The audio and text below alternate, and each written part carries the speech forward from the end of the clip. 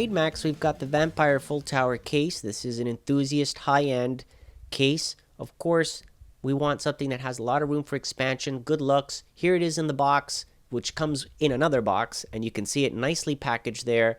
Took it out of the box eventually, and then here it is. You can see the aggressive teeth on the sides, the bezel, the front, the covers come out very easily. Toolless design. We want things to be toolless design, right? We don't want to have to get your screwdriver out to take out a faceplate.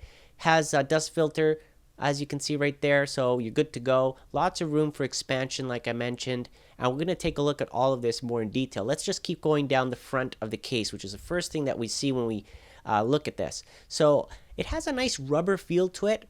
I don't know if you have seen cases like that, but it's nice black rubber matte finish there.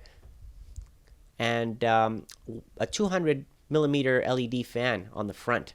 Now here are the specs again, the drive bays, the internal drive bays that you can see there. The motherboard support is very extensive, so practically almost any size board fits in there. You can see also 10 PCI expansion slots at the back. At the top here where the I/O ports are, you've got these plugs to protect it. Comes like that out of the factory, nice plugs. USB 3.0 at the top. Here on the side, you got the USB 2.0, and of course, your microphone and headset are also protected right there. I'm not going to take those out. We'll just leave them in there. And what else? On the sides of this case, on the top, on the sides, you've got the reset and the power, okay, on either side. A little bit unusual, but that's how it's set up. And on the other side here, you got a nice little fan controller. Okay, so that's nice that they've added a fan controller there. So usually, you see this on higher end systems. They put in the fan controller there as well. Also on higher end systems, they'll put in the 2.5 hot swappable bay there, so you can slide in your SSD drive or another SATA drive that you have into place. You can see the connectors in there. So that's very nice, very handy. I like to have that myself. And look at the top of the case, okay?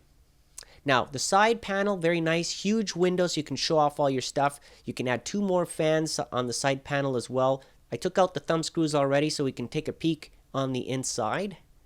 And here it is, again, nice black combination. If you have a nice board that's black and highlight things, looks very nice. Again, remember, lots of room to maneuver. It's very deep, okay, so you can put a tall CPU cooler, no problems in there. Looking at the bottom where the dust filters are for the power supply, you've got nice rubber standoffs there for no vibration. And installing a drive in here on the right hand side is a snap. As you can see here, lots of drive bays. Take out the carriage, the little bracket there, and then make sure you got the screws to attach it on the bottom to the drive.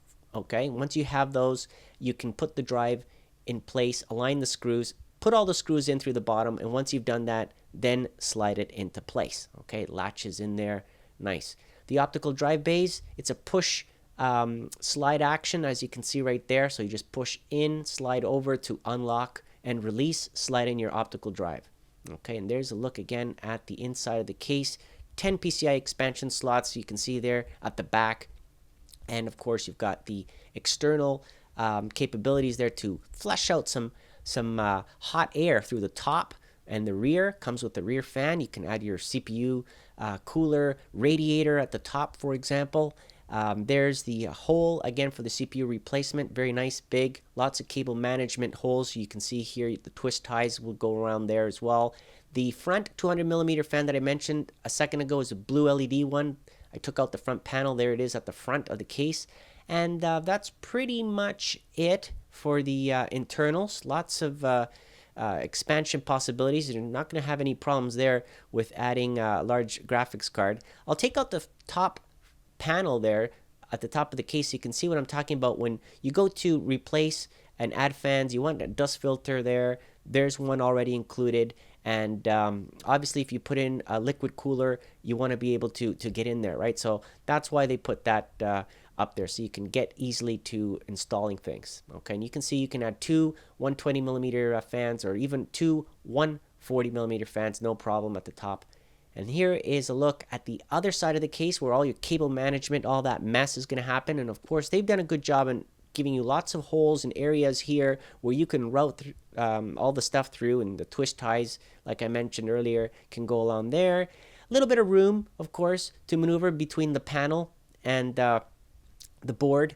So you've got enough room here for the CPU cooler, and again, access to all the drive bays. So in the box, what do we got? Well, apart from the manual, of course, we get those plugs, we get the twist ties, you get all of that stuff for the cable management. You need that. You need the all the screws, of course, for the motherboard installation, the drives, all of that comes included, ready to go.